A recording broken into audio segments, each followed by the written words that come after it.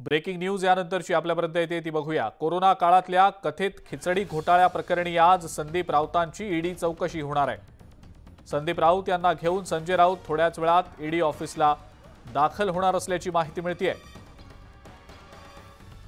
ही आत्ताची breaking news आपण सध्या पाहतो आहोत।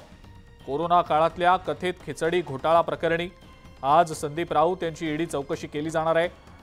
संदीप राऊत यांना आज चौकशीसाठी हजर राहण्याचे निर्देशही दिले गेलेले होते, तसंच समन्स देखील बजावलं गेलेलं होतं।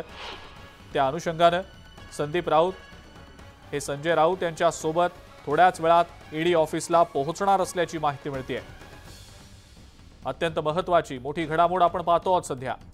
संजय राऊत यांच्या सोबत संदीप राऊत ईडी ऑफिसमध्ये दाखल होतील। थोड्याच वेळात संजय राऊत संदीप राऊतांना घेऊन येणार आहेत। कोरोना काळातल्या कथित खिचडी घोटाळ्या प्रकरणी संदीप राऊतांची ईडी चौकशी होते। आपण ही दृश्य सध्या पाहतो आहोत। संजय राऊत हे संदीप राऊत यांना घेऊन ईडी कार्यालयामध्ये दाखल झालेले आहेत। थोड्याच वेळात कार्यालयात ते पोहोचतील। चौकशीला त्यांच्या सुरुवात केली जाईल असं दिसतंय। ही दृश्य आपण सध्या पाहतो आहोत। मुंबईतल्या ईडी कार्यालयाबाहेरची ही दृश्य आहेत।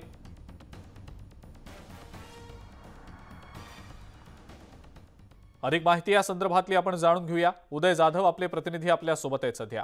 उदय, या प्रकरणी नेमकी काय अपडेट?